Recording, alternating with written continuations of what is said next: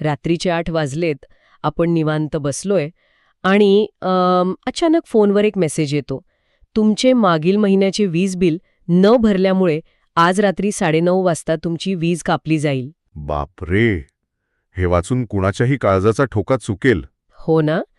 आणि पुढे असंही लिहिलेलं असतं की तातडीने खालील ॲप डाउनलोड करून तुमचे KYC अपडेट करा. आता अशा वेळी साहजिकच घरात अंधार होईल या कल्पनेनेच पोटात गोळा येतो आणि आपण गडबडीत तो मेसेज सांगेल तसं करायला लागतो. अगदी बरोबर. आणि आज आपण याच गंभीर विषयावर सविस्तर चर्चा करणार आहोत. हो, कारण शेलस्ट्रॉंग वीकली सायबर डायजेस्ट रिपोर्टमध्ये नुकतेच या व्हॉट्सॲपवरील .apk मालवेअर स्कॅमचं सविस्तर विश्लेषण आलं आहे. आजच्या या सखोल चर्चेत आपण एका साध्या वाटणाऱ्या खोट्या मेसेजमुळे काही मिनिटांतच बँक खाते कसे साफ होऊ शकते याची चिरफाड करणार आहोत. म्हणजे तसं पाहिलं तर या सायबर हल्ल्यांची सुरुवात तंत्रज्ञानापासून होतच नाही, ती थेट मानवी भावनांपासून होते. मानवी भावनांपासून म्हणजे भीती वगैरे? अगदी तेच. या गुन्हेगारांना माहीत असतं की जर त्यांनी अचानक वीज कापली जाण्याची किंवा बँक खाते ब्लॉक होण्याची भीती दाखवली ना, तर समोरची व्यक्ती तार्किक विचार करणं सोडून देते. याला आपण सोशल इंजिनिअरिंग म्हणतो. अच्छा, म्हणजे जेव्हा मेंदूवर भीती आणि वेळेचा प्रचंड दबाव येतो तेव्हा सारासार विचार करण्याची आपली यंत्रणा काही काळासाठी जणू शटडाऊन होते. हो, शटडाऊनच होते. लोक इतके घाबरलेले असतात की त्यांना लवकरात लवकर KYC पूर्ण करून आपली वीज वाचवायची असते. हे पटण्यासारखं आहे. पण मला इथे एक गोष्ट खटकते. समजा कोणी घाबरून ती .apk फाईल डाउनलोड केलीच, तरीही आपला अँड्रॉइड फोन गुगल प्ले स्टोअरच्या बाहेरून ॲप घेताना हे धोकादायक असू शकतं असा मोठा इशारा देतोच ना? देतो ना. पण नेमका प्रॉब्लेम असा आहे की घाईघाईत लोक स्क्रीनवर येणारी प्रत्येक वॉर्निंग अलाऊ किंवा ओके करत जातात. त्यांना फक्त ते ॲप कसंही करून चालू करायचं असतं आणि इथेच खरा घात होतो. अरेच्या, म्हणजे त्या इशाऱ्याकडे आपण पूर्णपणे दुर्लक्ष करतो. पण मग तांत्रिकदृष्ट्या ती फाईल फोनमध्ये नक्की काय करते? ते ॲप फोनच्या ॲक्सेसिबिलिटी परवानग्या मागतो. ॲक्सेसिबिलिटी परवानग्या म्हणजे हे नेमकं काय असतं? ही परवानगी मिळणे म्हणजे गुन्हेगाराला तुमच्या फोनचा मास्टर पासवर्ड मिळण्यासारखे आहे. बापरे, म्हणजे हे एखाद्या इमारतीत सुरक्षा रक्षक म्हणून अशा माणसाला नेमण्यासारखं आहे जो स्वतःच एका मोठ्या दरोडेखोरांच्या टोळीचा मूर्खर आहे. अगदी तसंच. आपण स्वतःहून त्याला सगळ्या चाव्या देतोय.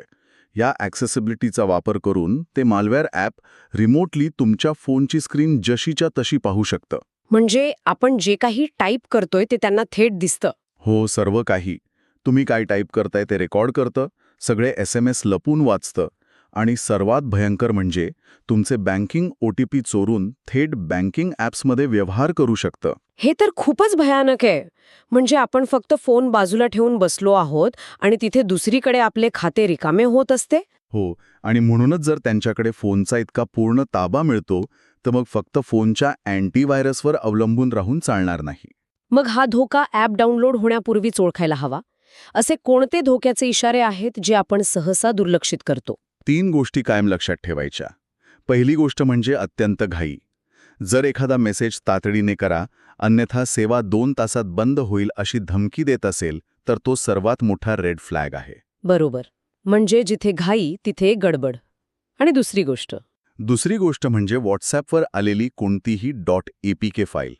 हे बघा, कोणतीही अधिकृत बँक किंवा सरकारी संस्था आणि वीज कंपनी कधीही व्हॉट्सॲपवर अशा इन्स्टॉलेशन फाईल्स पाठवत नाही. हे खूप महत्वाचं आहे. अधिकृत संस्था अशा फाईल्स पाठवत नाहीत. आणि तिसरा इशारा कोणता? जेव्हा एखादे अनोळखी ॲप स्क्रीन शेअरिंग किंवा OTP वाचण्याची परवानगी मागत असेल तेव्हा तिथेच थांबा. जर शंका आलीच तर इंटरनेटवरून त्या कंपनीचा अधिकृत कस्टमर केअर नंबर शोधा आणि स्वतः फोन करून सत्यता पडताळा. म्हणजे मेसेजमधल्या लिंकवर कधीही क्लिक करू नका. हे सगळं ऐकून खरंच अंगावर काटा येतोय. पण समजा एखाद्याकडून भीतीच्या भरात चुकून हे ॲप इन्स्टॉल झालेच. हो, असं होऊ शकतं. तर मग त्याला लगेच आपली चूक लक्षात आली तर नुकसान टाळण्यासाठी किंवा कमी करण्यासाठी तातडीने काय करता येईल? अशा वेळी 1 सेकंदही न दवडता ॲक्शन घेणं महत्त्वाचे असते. पहिली आणि सर्वात महत्त्वाची पायरी म्हणजे ताबडतोब फोनचं इंटरनेट बंद करा. वायफाय आणि मोबाईल डेटा दोन्ही ऑफ करा. अच्छा. यामुळे गुन्हेगाराचा फोनशी असलेला संपर्क तुटेल. अगदी बरोबर. दुसरी पायरी म्हणजे ते संशयास्पद ॲप त्वरित अनइन्स्टॉल करा. आणि तिसरी पायरी फार महत्त्वाची आहे. ती कोणती?